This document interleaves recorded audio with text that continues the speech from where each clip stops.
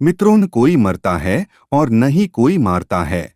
सभी निमित्त मात्र हैं। सभी प्राणी जन्म से पहले बिना शरीर के थे। मरने के उपरांत वे बिना शरीर वाले हो जाएंगे। यह तो बीच में ही शरीर वाले देखे जाते हैं, फिर इनका शोक क्यों करते हो? कृष्ण। हिंदू धर्म के एकमात्र धर्म ग्रंथ है वेद। वेदों के 4 भाग हैं, ऋग, यजु, साम और अथर्व। वेदों के सार को वेदांत या उपनिषद कहते हैं और उपनिषदों का सार या निचोड़ गीता में है। गीता हिंदुओं का सर्वमान्य एकमात्र धर्म ग्रंथ है। एक। गीता के ज्ञान को भगवान श्री कृष्ण ने अर्जुन से कुरुक्षेत्र में खड़े होकर दिया था। यह श्री कृष्ण अर्जुन संवाद नाम से विख्यात है। 2। वैसे तो गीता श्री कृष्ण और अर्जुन के बीच हुआ एक संवाद है, लेकिन कहते हैं कि भगवान श्री कृष्ण के माध्यम से उस कालरूप परम परमेश्वर ने गीता का ज्ञान विश्व को दिया। श्री कृष्ण उस समय योगारूढ़ थे। 3। गीता के 4थे अध्याय में कृष्ण जी कहते हैं कि पूर्व काल में यह योग मैंने विवस्वान को बताया था। विवस्वान ने मनु से कहा, मनु ने इक्ष्वाकु को बताया। यूं पीढ़ी दर पीढ़ी परंपरा से प्राप्त इस ज्ञान को राजर्षियों ने जाना पर कालांतर में यह योग लुप्त हो गया और अब उस पुराने योग को ही तुम्हें पुनः बता रहा हूं। परंपरा से यह ज्ञान सबसे पहले विवस्वान सूर्य को मिला था, जिसके पुत्र वैवस्वत मनु थे। 5। श्री कृष्ण के गुरु घोर अंगिरस थे। घोर अंगिरस ने देवकी पुत्र कृष्ण को जो उपदेश दिया था वही उपदेश श्री कृष्ण गीता में अर्जुन को देते हैं। छांदोग्य उपनिषद में उल्लेख मिलता है कि देवकी पुत्र कृष्ण घोर अंगिरस के शिष्य हैं और वे गुरु से ऐसा ज्ञान अर्जित करते हैं जिससे फिर कुछ भी ज्ञातव्य नहीं रह जाता है। यद्यपि गीता द्वापर युग में महाभारत के युद्ध के समय रणभूमि में किंकर्तव्य विमूढ़ अर्जुन को समझाने के लिए भगवान श्री कृष्ण के द्वारा कही गई थी, किंतु इस वचनामृत की प्रासंगिकता आज तक बनी हुई है।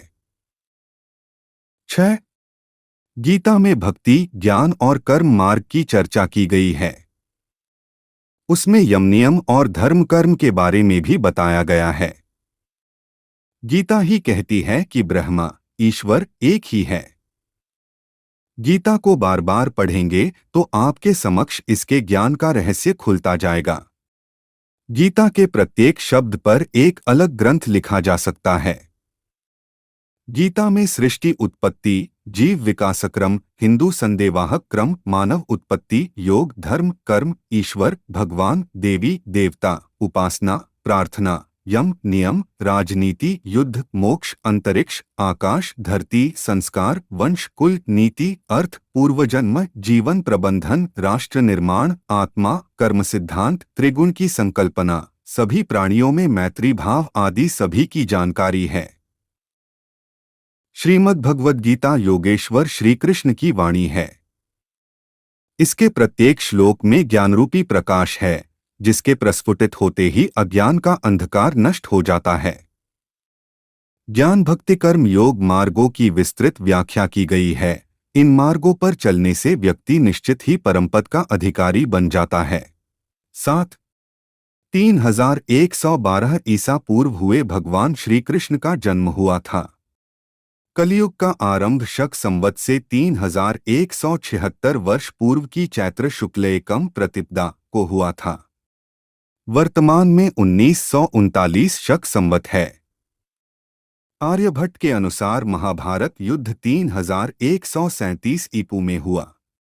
इस युद्ध के 35 वर्ष पश्चात भगवान कृष्ण ने देह छोड़ दी थी, तभी से कलियुग का आरंभ माना जाता है। उनकी मृत्यु एक बहेलिये का तीर लगने से हुई थी। तब उनकी उम्र 119 वर्ष थी। इसका मतलब कि आर्यभट्ट के गणना अनुसार गीता का ज्ञान 5154 वर्ष पूर्व श्री कृष्ण ने अर्जुन को दिया था। 8। हरियाणा के कुरुक्षेत्र में जब यह ज्ञान दिया गया तब तिथि एकादशी थी। संभवत उस दिन रविवार था। उन्होंने यह ज्ञान लगभग 45 मिनट तक दिया था। गीता में श्री कृष्ण ने 574, अर्जुन ने 85, संजय ने 40 और धृतराष्ट्र ने 1 श्लोक कहा है। 9. गीता की गणना उपनिषदों में की जाती है, इसीलिए इसे गीतोपनिषद भी कहा जाता है।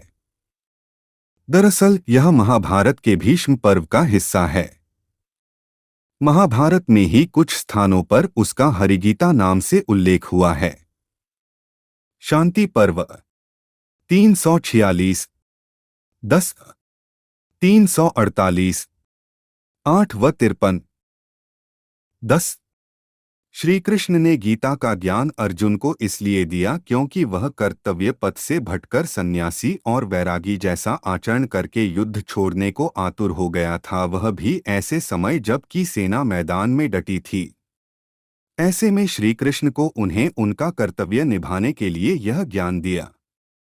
गीता को अर्जुन के अलावा और संजय ने सुना और उन्होंने धृतराष्ट्र को सुनाया। 11. गीता एकमात्र ऐसा ग्रंथ है जिस पर दुनिया भर की भाषा में सबसे ज्यादा भाष्य, टीका, व्याख्या, टिप्पणी, निबंध, शोधग्रंथ आदि लिखे गए हैं। आदि शंकराचार्य, रामानुज, रामानुजाचार्य, मध्वाचार्य, निम्बार्क, भास्कर, वल्लभ, श्रीधर स्वामी, आनंदगिरी, मधुसूदन सरस्वती, संत ज्ञानेश्वर, बालगंगाधर तिलक, परमहंस योगानंद, महात्मा गांधी, सर्वपल्ली डॉक्टर राधाकृष्णन, महर्षि अरविंद घोष, एनी बेसेंट, गुरुदत्त, विनोबा भावे, स्वामी चिन्मयानंद, चैतन्य महाप्रभु, स्वामी नारायण, जयदयाल गोयंदका, ओशो रजनीश, स्वामी क्रियानंद, स्वामी राम सुखदास, श्रीराम शर्मा आचार्य आदि सैकड़ों विद्वानों ने गीता पर भाष्य लिखे या प्रवचन दिए हैं। लेकिन कहते हैं कि ओशो रजनीश ने जो गीता पर प्रवचन दिए हैं वह दुनिया के सर्वश्रेष्ठ प्रवचन हैं। किस समय किसने गीता को महाभारत से अलग कर एक स्वतंत्र ग्रंथ का रूप दिया, इसका कोई प्रमाण कहीं नहीं मिलता। आदि शंकराचार्य द्वारा भाष्य रचे जाने पर गीता जिस तरह प्रमाण ग्रंथ के रूप में पूजित हुई है, क्या वही स्थिति उसे इसके पूर्व भी प्राप्त थी, इसका निर्णय कर पाना कठिन है।